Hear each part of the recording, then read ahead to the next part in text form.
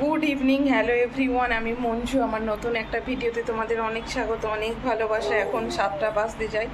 আজকে বড় বললো ফোন করে যে ঘরে তো চিকেন আছে, তো ফ্রাইড রাইস আর চিকেন কষা হবে।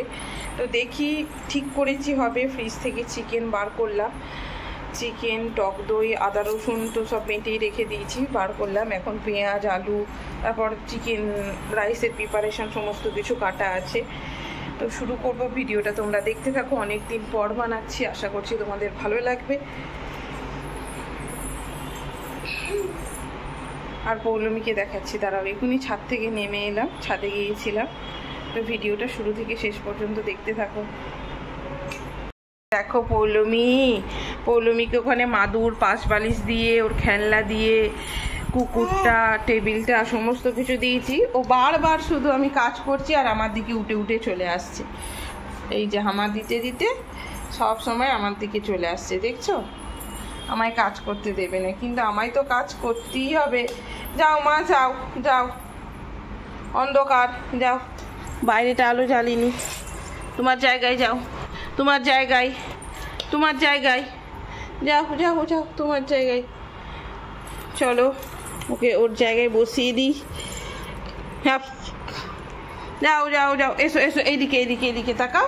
এ দেখো, এ দেখো, এদিকে এসো, এদিকে এসো।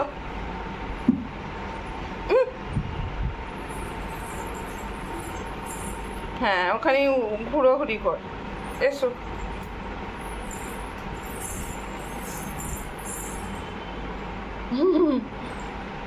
তো চলো দেখি, চেষ্টা করি আস্তে আস্তে করার। যা হয়, নতুন হামা দিতে শিখে গেছে, এখন এক জায়গায় বসে থাকবে না। সব এখন আবার ধরে দাঁড়ানোর চেষ্টা করে, সমস্ত কিছুই, সব কিছুই একা একাই পায়ে ভর দিয়ে দাঁড়াবে, তাই না? এদিকে এসো, এদিকে এসো। বসে গেল। তো চলো, চাল টাল ভিজোই, সব কিছু ঠিকঠাক করি, কাজু কিশমিশ বার করি।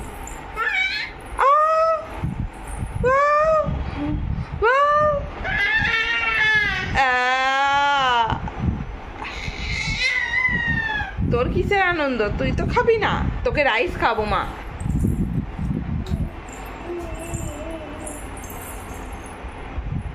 চিকেন এখানে আছে, চিকেন, টক দই, আদা রসুন বার করে নিয়েছি। এখন ম্যারিনেট করব, পেঁয়াজ কুচোবো, একদম পুরো ম্যারিনেট করে রেখে দেবো আবার ফ্রিজে। প্রথমে বরফটা ছাড়ুক, এখনই বার করলাম।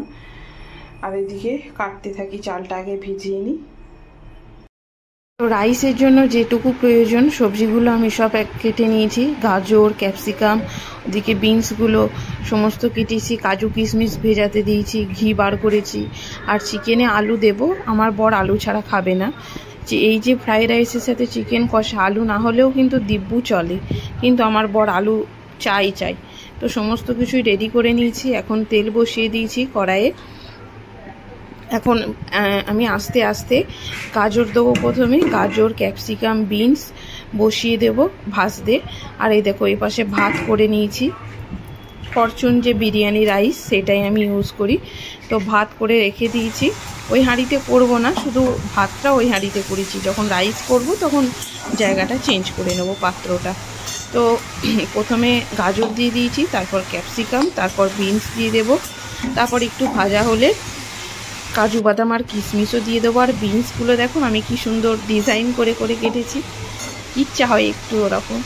তো যাই হোক, একটু ভেজে নিয়ে কাজু কিশমিশ দিয়ে দেবো। তারপর আমি পরিমাণ মতো চিনিও দিয়ে দেবো। আর আমি এখনই চিনিটা ব্যবহার করি, যখন রাইসটা করি তখন আমি সেই ছড়ানোর সময় চিনি দিই না। তখন আমার মনে হয় তাহলে কিরম একটা দাঁতে যে এই যে চিনিটা যদি না গলে না, তখন দাঁতে শিরশিরানি অনুভব হয়। তো সেই জন্য আমি বরাবরই এই টাইমেই চিনি দিই। এই টাইমেই চিনি দিয়ে দেখো, কোনো প্রবলেম হয় না, একদম মিষ্টি প্রপার হয়। তো আমি সমস্তটা করে দিয়ে চলে গিয়েছিলাম। রাইসও তো হয়ে গিয়েছিল। এবার চিকেনটাও পুরো আমি ম্যারিনেট করে রেখে দিয়েছি। টক দই, পেঁয়াজ কুচি, আদা রসুন বাটা, হলুদ গুঁড়ো, জিরে গুঁড়ো, লঙ্কার গুঁড়ো, ধনে গুঁড়ো দিয়ে ম্যারিনেট করে ফ্রিজে আমি রেখে দিয়েছিলাম। এখন ফ্রিজ থেকে বার করছি। পেঁয়াজটা যদি বাটাও দিই তাহলে গ্রেভিটা আরও বেশি ভালো হয়, খেতে টেস্টি হয়। কিন্তু মেয়ের জন্য আমি ওকে সামলাতে গিয়ে আর পেঁয়াজটা বেটে উঠতে পারিনি।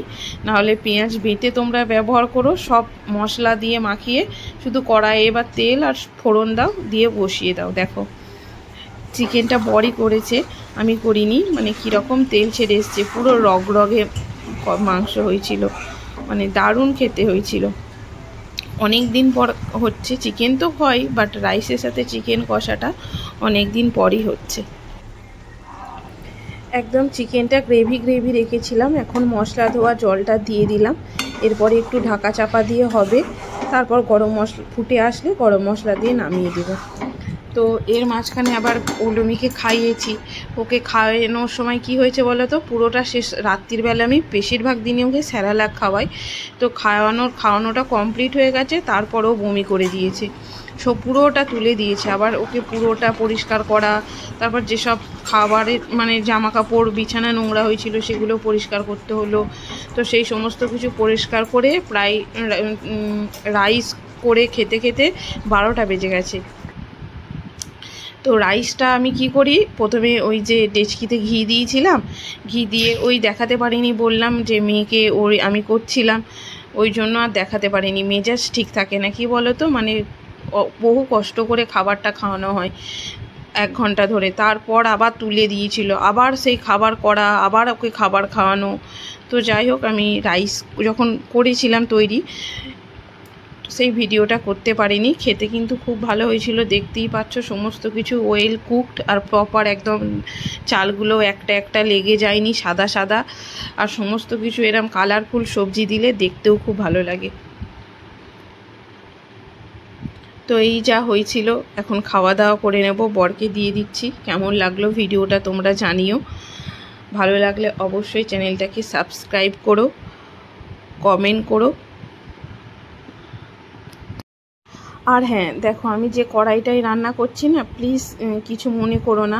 আমার এই আর একটা কড়াই আছে, অর্ডার করেছিলাম নন স্টিকের, সেটা তো এখনও ব্যবহার করিনি। আর এই কড়াইটাই কি বলো তো, মানে সময় পাচ্ছি না। আর এই কড়াইটা সেই তার জালি আছে, সেইগুলো দিয়ে ভালো করে ঘষে ঘষে তুলতে হবে, নাহলে সম্ভব হবে না। তো সেই তার জালিটা এখন নেই আমার কাছে, কিনতে হবে। তো আনতেও বলতে ভুলে যাচ্ছি, নিজেও আনতে পারছি না। তো খুব তাড়াতাড়ি কড়াইটা পরিষ্কার করে নেবো, তাহলে দেখতে খুব ভালো লাগবে। চলো, গুড নাইট।